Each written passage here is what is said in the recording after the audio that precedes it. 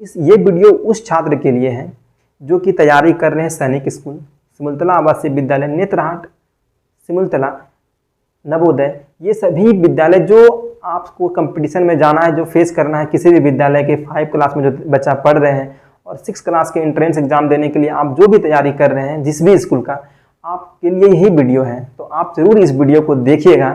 Mathematics तो आप जितना हम पढ़ाएंगे, जो भी छात्र चाहे जो तैयारी कर रहे हैं नवोदय का, सिमुलतला, सैनिक और भी जितने भी स्कूल हैं जिसके बारे में आप लोग तैयारी कर रहे हैं, उन सभी छात्र के लिए ये वीडियो है।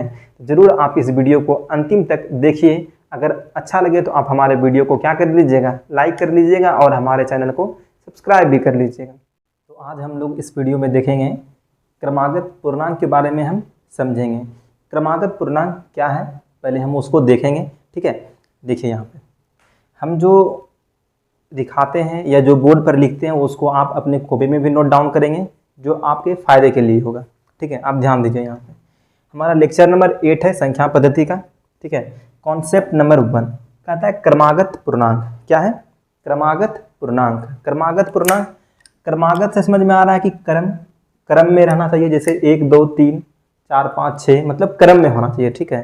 तो कहता है क्रम से आने वाली पूर्णांक, क्रम से आने वाली पूर्णांक क्रमागत पूर्णांक कहलाती है या कहलाते हैं।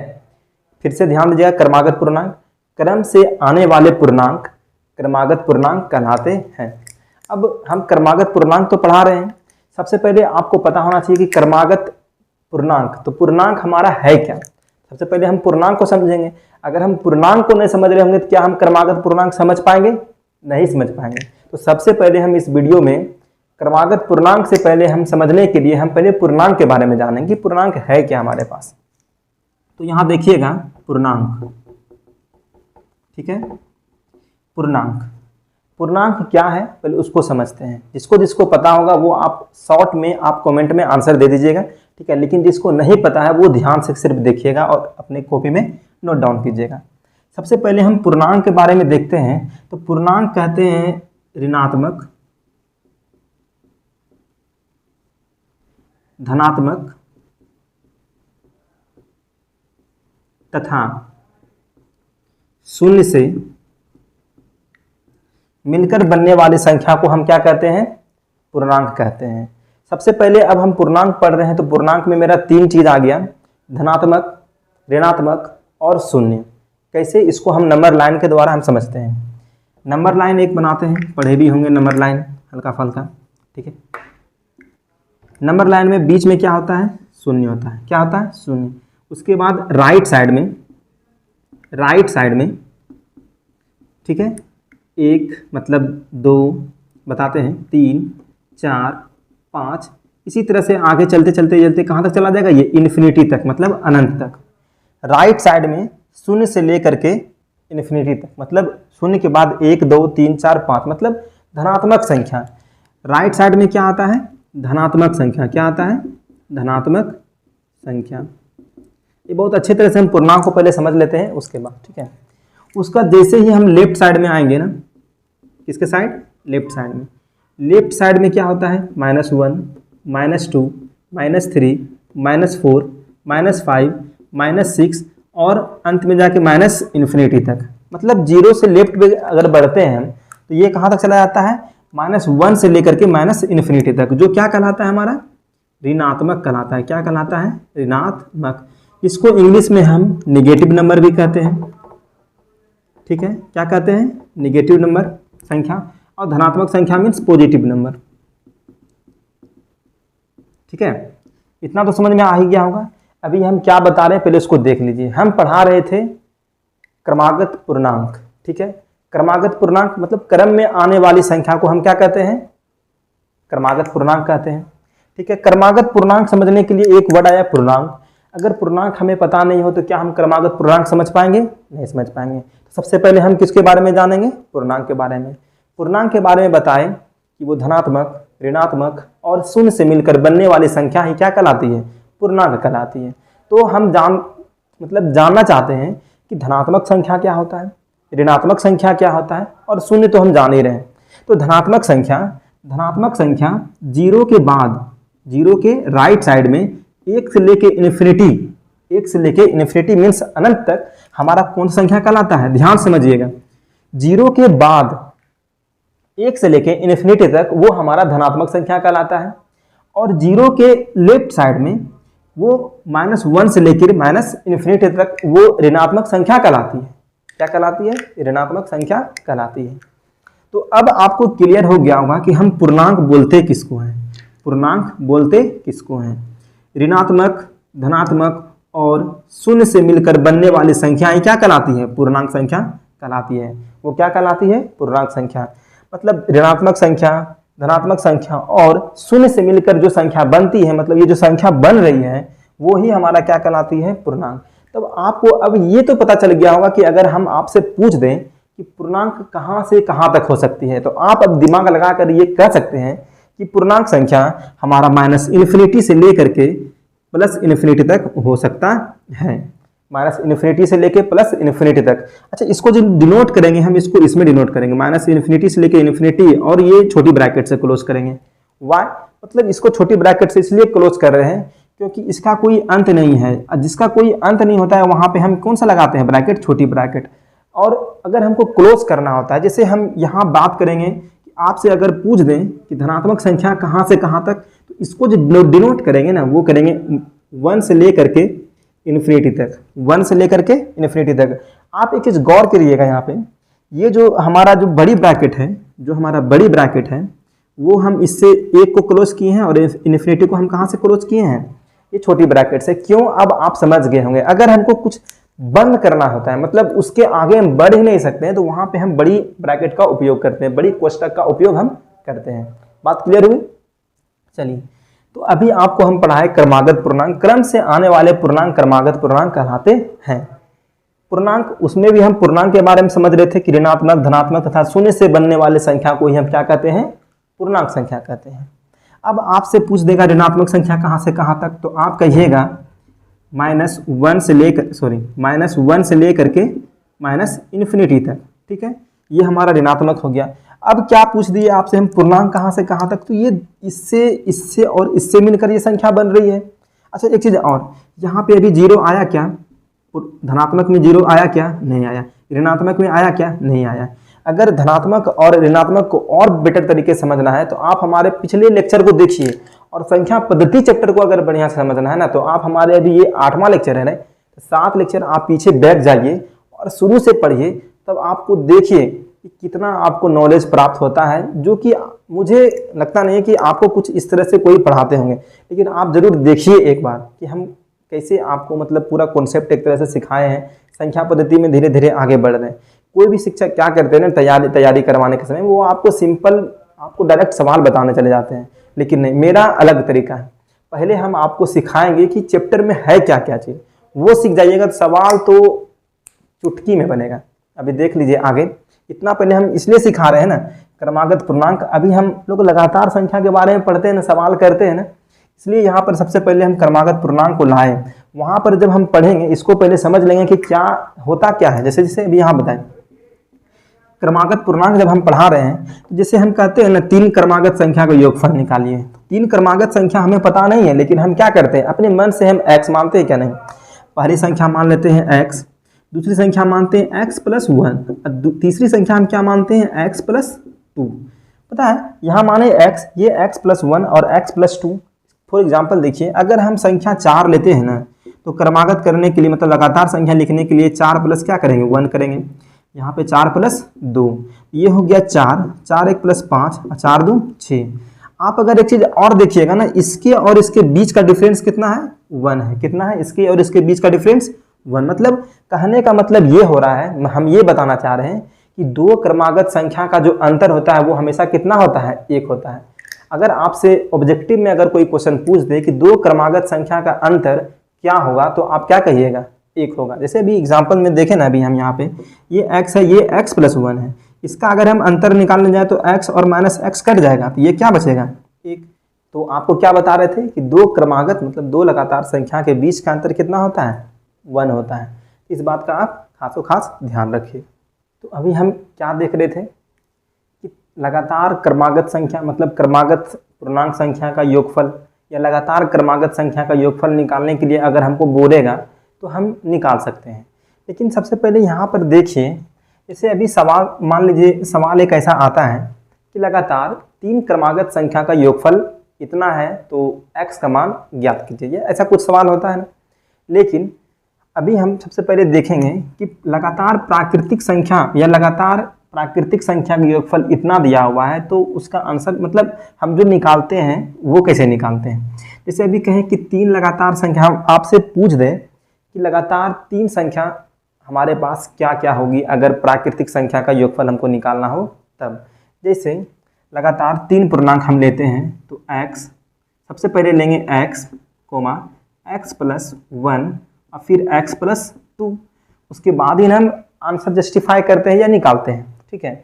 उसी तरह से इसको हम कैसे बनाते हैं, x प्लस 1 x प्लस 2, यहाँ बीच में प्लस बराबर जो भी संख्या इसका योगफल जो भी दिया हुआ था हम यहाँ लिखते हैं, ठीक है। ये हुआ प्राकृतिक संख्या, मतलब लगातार पूर्णांक संख्या का योगफल निकालने बोलता है तब। जैसे एग्जाम्पल के तौर पर लेते हैं, आपसे कह रहा है क्वेश्चन कि 3 लगातार प्राकृतिक संख्या का योगफल 24 है। लगातार 3 क्रमागत संख्या का योग, पहला सवाल क्या है आप लिख लीजिएगा, लगातार 3 क्रमागत संख्या का योगफल अगर 24 है तो x का मान, यह संख्या क्या होगी। तो हम यहाँ पर देखते हैं, तो लगातार 3 क्रमागत संख्या का योगफल कितना दिया हुआ है, 24। तो x, पहली संख्या हमारा x, दूसरी x plus 1 plus x plus 2, ठीक है। इसका योगफल कितना दिया हुआ है, 24 दिया हुआ है। इसका सोल्यूशन करेंगे तो x और x, ये कितना हो जाएगा, 3x प्लस यहाँ पर कुछ नहीं, 1 और 2 कितना हो गया, 3 हो गया, 24। अब देखिए 3x बराबर, ये प्लस 3 है, बराबर को उस पार चला जाएगा तो माइनस में कन्वर्ट हो जाएगा, ये हो गया 3x बराबर 24 माइनस 3 कितना हो गया, 21, 3 सते भाग लग गया। ये जो हमारा संख्या निकला x वो कितना निकल गया, 7। अब ये 7 निकला, यहाँ 7 धरेंगे, 7 प्लस 1 8 और 7 प्लस 2 9, तो लगातार है ना 7 8 9। तो ये तो हुआ लगातार प्राकृतिक संख्या का योगफल। ऐसा दिया रहेगा तो हम सवाल को कुछ इस तरह से करेंगे। लेकिन अगर आपसे कह दें कि लगातार 3 सम क्रमागत संख्या का योगफल, लगातार 3 विषम क्रमागत संख्या का योगफल इतना दिया है तो उसका संख्या निकालने के लिए बोलेगा। तो जब बात हम करते हैं सम की, तो सम संख्या क्या होता है आपको तो पता है, जैसे सम संख्या वैसी संख्या जिसमें 2 से पूरा भाग लग जाए वो सम संख्या कहलाती है। सम संख्या कहलाती है तो एग्जाम्पल में हम कहाँ से कहाँ तक दे सकते हैं उसको, 2 4 मतलब 2 4 6 8 10 12 से लेकर के इन्फिनिटी तक, ठीक है। तो यहाँ पर जब हम बात करेंगे लगातार, जैसे अभी यहाँ पर ये प्राकृतिक संख्या का दिया हुआ था, अब आपसे सवाल ये कर रहा है कि 3 क्रमागत सम संख्या का योगफल, 3 क्रमागत सम संख्या का योगफल 24 दिया हुआ है। तो हम कैसे सोल्यूशन करेंगे, सोल्यूशन करेंगे सबसे पहले तो संख्या, मेरा पहला सम संख्या तो x है जो है, लेकिन इसके बाद वाली जो संख्या होगी वो होगी x प्लस 2। फॉर एग्जाम्पल अगर हम कोई सम, सबसे पहला हमारा संख्या कौन आता है, 2 आता है। अगर हमारा पहला संख्या 2 है, 2 में और हम कितना जोड़ेंगे जो हमारा सम संख्या ये प्राप्त हो, तो 2 में 2 पहला तो हम जोड़ेंगे 2 ही, तब ना हमारा अगला 4 आएगा। फिर हम 4 में फिर क्या जोड़ देंगे तो क्या आ जाएगा, 6 आ जाएगा। इस तरह से चलते हैं। लेकिन यहाँ देखिए x, सबसे पहला x प्लस 2 कोमा, उसके बाद क्या मानेंगे, x प्लस 4 मानेंगे। अच्छा आप बोलिएगा कि सर आप x लिए, x प्लस 2 लिए, लेकिन x प्लस 3 क्यों नहीं लिए। देखिए बाबू, अगर x प्लस 3 हम लेते तो क्या होता, तो हमारा जो पहला सम संख्या क्या हमारे पास 2 है, अगर हम 3 लेते हैं तो वो क्या हो जाएगा 5। तो ये हमारा क्या सम संख्या है, नहीं, ये हमारा विषम संख्या, इसलिए हम 3 नहीं लिए।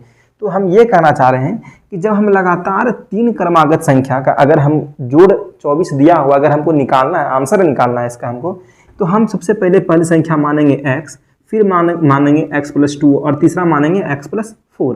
फॉर एग्जाम्पल आपसे हम कहें कि इन तीनों संख्या का योगफल कितना दिया हुआ है, 24 दिया हुआ है। कितना दिया हुआ है, 24 हम मान रहे हैं, ठीक है। अभी आंसर देखते हैं कितना आता है। तो ये हो गया 3x, ठीक है, प्लस 4 2 6 बराबर कितना हो गया 24।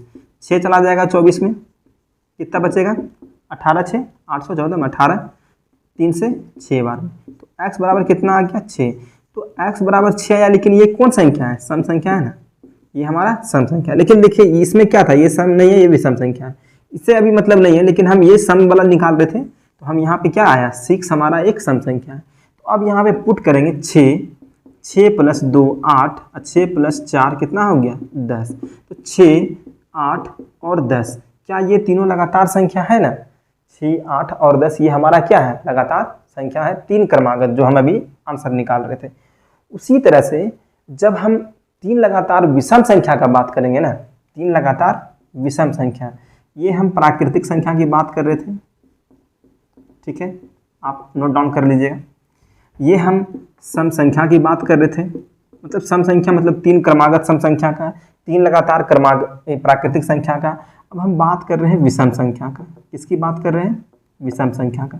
अगर आपको नहीं समझ में आ रहा है तो आप एक बार फिर से इस वीडियो को देखिएगा, आपको क्लियरली समझ में आ जाएगा कि हम क्या समझाना चाह रहे हैं।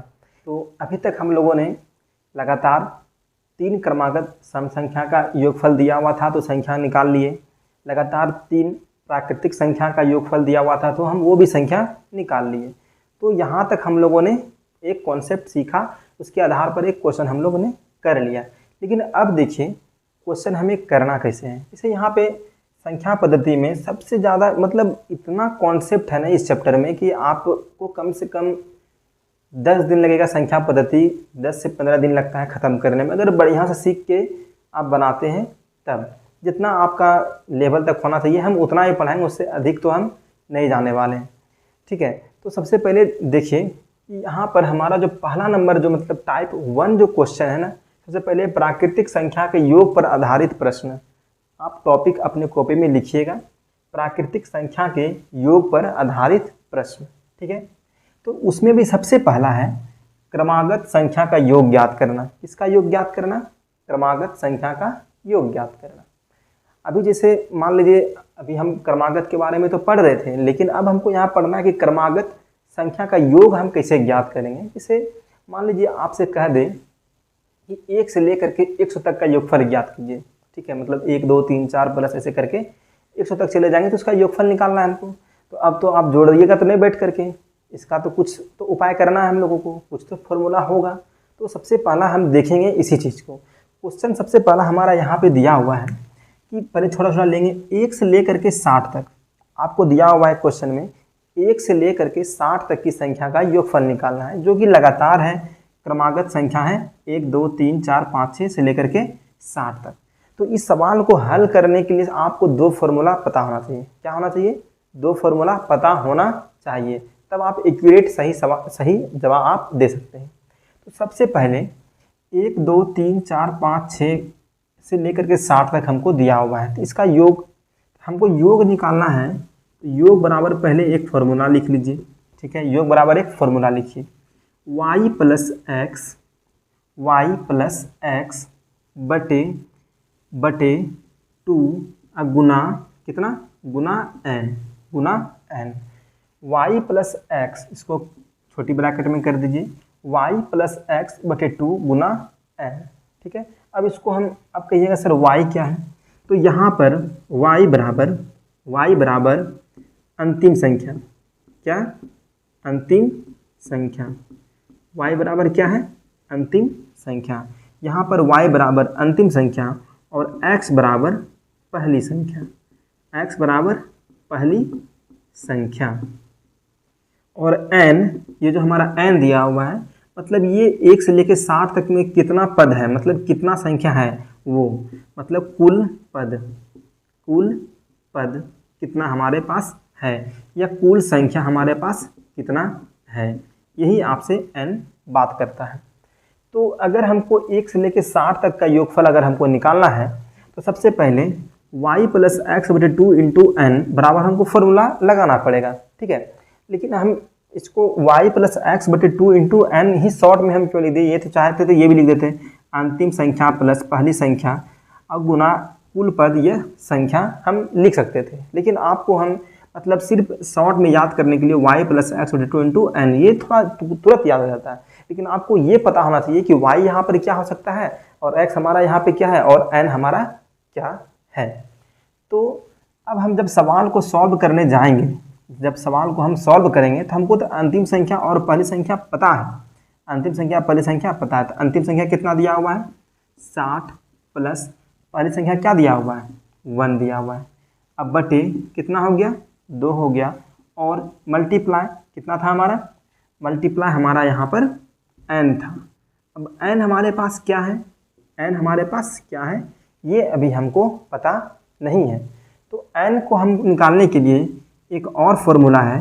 n को निकालना अगर होगा, मान लीजिए अभी तो n हम देख रहे हैं कि 1 से लेकर 60 है तो 60 होगा ही होगा, इसमें कोई दो राय नहीं है। ये हमको पता है कि 1 से लेकर 60 तक में 60 संख्या तो होगा ही होगा, इसमें नहीं। मान लीजिए कुछ सवाल अभी आगे आएंगे जब आपको दिक्कतें आएगी, तो उसके लिए आपको हम यहाँ बता रहे हैं। तो उसी तरह से यहाँ पर हम जो करेंगे, यहाँ पर y प्लस एक्स है ना, n निकालने के लिए करेंगे y माइनस एक्स बटे z और प्लस में 1, y माइनस एक्स प्लस 1 बटे z। अच्छा यहाँ देखिए y बराबर अंतिम संख्या, x बराबर पहली संख्या, तो z बराबर क्या, तो z बराबर सार्व अंतर। अब पूछिएगा सर सार्व अंतर क्या है, सार्व अंतर ये हुआ इसके बीच का एक दो संख्या के बीच का कॉमन डिफरेंस, मतलब इस दोनों के बीच का अंतर कितना है। जैसे 2 में 1 चला गया 1, 3 में 2 चला गया 1, 4 में से 3 चला गया 1, 5 में से 4 चला गया 1, 6 में से 5 चला गया 1, तो यही हुआ इसका सार्व अंतर। तो जब हम इसको निकालने चलेंगे n, तो n हमारा पहले तो 60, ये y बराबर कितना 60 माइनस x कितना 1 बटे z। अब z अभी हम निकाले ना, कितना है अंतर 1, अब प्लस कितना है 1, तो 60 माइनस 1 कितना हो गया 59, कितना हो गया 59, अब बटे 1 अब प्लस 1, ये सीधा सीधा कितना हो गया 60। हमारे पास कितना संख्या दिया हुआ है, कुल संख्या दिया हुआ है 60, तो यहाँ पर कितना हो जाएगा 60। ये तो गुना में है, 2 से कितना बार में 30 बार में। अब ये हो गया 61 गुना 30, तो ये 0, 3 एकम 3, 6 या 18, 1830 हमारा क्या हो गया, इसका योगफल हो गया। कितना हो गया 1830 इसका योगफल हो गया। समझ में आया, एक बार और रिपीट करते हैं। सबसे पहले अगर बोले कि हमारे पास क्रमागत संख्या का योगफल निकालने के लिए बोले, तो आपके पास तरह तरह के सवाल आएंगे। जैसे हम यहाँ पे सवाल लिए थे 1 से लेकर 60 तक की संख्या का योगफल निकालिए, तो हम बोले आपको कि 1 से 60 तक का संख्या का योगफल निकालेंगे तो हमको 2 सूत्र पता होना चाहिए।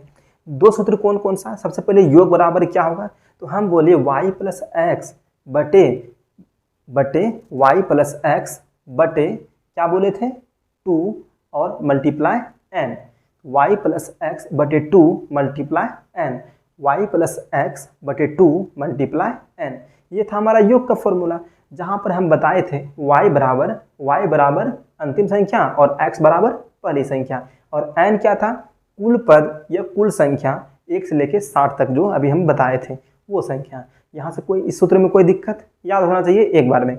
और हम बोले कि n हम कैसे ज्ञात करेंगे, अभी इस सवाल में सिंपल था कि 1 से 60 तक दिया हुआ है तो आप निकाल लिए, लेकिन अगर सवाल में कुछ चेंजेस करेंगे जो अभी हम आपको सवाल बताएंगे तब हम कैसे निकालेंगे n। तो वहाँ पर n निकालने के लिए फिर से y माइनस एक्स, इसमें प्लस था लेकिन उसमें माइनस, y माइनस एक्स बटे सार्व अंतर, मतलब जो अभी संख्या लिए थे लगातार 1 2 3 4 5 6, तो इसके बीच मतलब 1 और 2 के बीच का अंतर 1, 2 और 3 के बीच का अंतर 1, तो इसका जो सार्व अंतर है वो कितना आ रहा था 1, तो वो हुआ सार्व अंतर और प्लस 1। ये हमारा हो गया n बराबर फॉर्मूला। मतलब पद का संख्या अगर हमको निकालना हो या संख्या निकालना हो तब हम ये फॉर्मूला, और योग निकालना हो तो ये फॉर्मूला। आप अच्छी तरह से इसको नोट डाउन करेंगे और बढ़ते हम अपने अगले क्वेश्चन की ओर। तो हमने पहला क्वेश्चन कर लिया, अब दूसरा क्वेश्चन यहाँ पे बोर्ड पे आपको दिया हुआ है। तो हम जिस तरह से बताए थे, अगर आप उस सूत्र पे इस सवाल को करना चाहें तो आप कर सकते हैं, और करके आप कमेंट में आंसर कर दीजिए हमको बताने से पहले। लेकिन हम बता रहे हैं, अभी आपको हम सिखा रहे हैं, कुछ क्वेश्चन लास्ट में देंगे जो आप बना करके अपने आप को सेटिस्फाई कर लीजिएगा कि हम ये कॉन्सेप्ट सीख चुके हैं। तो देखिए 2 4 6 8 10 और 60, अभी आपको हम क्या बोले थे कि लगातार संख्या ये भी दिया हुआ है, लगातार संख्या वो भी दिया हुआ था पहला नंबर क्वेश्चन में, लेकिन वो था 1 से 60 तक, और ये दिया हुआ है 2 4 6 8 10 60, ये है सम संख्या, ठीक है, ये सम संख्या लेकिन लगातार दिया हुआ है 2 4 6 8 10। अब इसका जो हम योगफल निकालेंगे ना वो भी उसी तरह से निकालेंगे जो हम पहला क्वेश्चन में निकाले थे। तो सबसे पहले 2 4 6 8 10 दिया हुआ है और 60 तक दिया हुआ है, तो सबसे पहले हम n निकालने की कोशिश करेंगे। क्या निकालने की कोशिश करेंगे? n, क्योंकि ये महत्वपूर्ण है, क्योंकि योगफल में एक n ही है जो हमको पता नहीं होता है। तो अब देखिए n निकालने के लिए हमारे पास सूत्र था क्या? y माइनस एक्स बटे यहाँ पे क्या था? सार्व अंतर मीन्स z, और यहाँ पे +1 था, इसको ब्रैकेट में कर दीजिए। तो y हमारे पास अंतिम संख्या और x हमारे पास पहली संख्या, तो 60 माइनस 2 बटे z। अब z बोले थे सार्व अंतर, 4 और 2 का अंतर कितना? 2, 6 और 4 का अंतर 2, 8 और 6 का अंतर 2। मतलब यहाँ से यहाँ तक का जो संख्या जिसका मतलब 3 4 चेक कर लेना है कि लगातार आ रहा है कि नहीं सार्व अंतर। क्या लगातार अगर सेम टू सेम आ रहा है तो सार्व अंतर इतना हो गया हमारे पास। सार्व अंतर कितना हो गया? 2 + 1, ये हो गया, ये ब्रैकेट में है। 20 माइनस 2 हो गया 58 बटे 2, ये कट गया 29 बार में, अब +1 कितना हो गया? 30। तो 30 हमारा क्या हो गया? n निकला। 30 हमारा क्या निकला? n। हमको निकालना अब क्या है? योग निकालना है। क्या निकालना है? योग निकालना है। तो योग यहाँ निकाल देते हैं। योग निकालने के लिए क्या था फॉर्मूला? यहाँ पर माइनस, यहाँ पर प्लस, y + x बटे यहाँ पर 2 हम पहले से दे देंगे, अब गुना n करेंगे। ठीक है, y + x, यहाँ पर देखिए यहाँ पर अभी 2 आया, जरूरी नहीं है कि यहाँ पे 2 ही आएगा, यहाँ पे और भी कुछ हो सकता है, सार्व अंतर कुछ भी हो सकता है, लेकिन यहाँ पे 2 आया तो ऐसा नहीं सोचिएगा कि यहाँ पे भी हम 2 ही लिखेंगे। इसका फॉर्मूला अलग, इसका फॉर्मूला अलग। तो y हमारे पास 60 प्लस पहली संख्या 2 बटे 2 गुना 30। ठीक है, ये हो गया 60 2 62 गुना 30 बटे 2 से कितना बार में? अगर डायरेक्ट यहाँ पे ध्यान दीजिएगा, अगर यहाँ पे मल्टीप्लिकेशन करने में फिर गुना करने में दिक्कत होगा तो यहाँ पर उतना ज़्यादा झंझट नहीं पालना है। सबसे पहले गुना कर लेंगे ऊपर में, तो 3 दूनी 6, 6 तिया 18, 0 बटे 2। अब करा सकते हैं आराम से, 2 9 18, 2 तिया 6 और 0। मतलब इसके और इसके बीच का जो अंतर है 2 4 6 8 10 60 का जो अंतर है वो कितना आया? 930। तो आप इसको बनाने से अगर जो बनाए हों क्या देख लीजिए कि आपका आंसर सही है या नहीं है।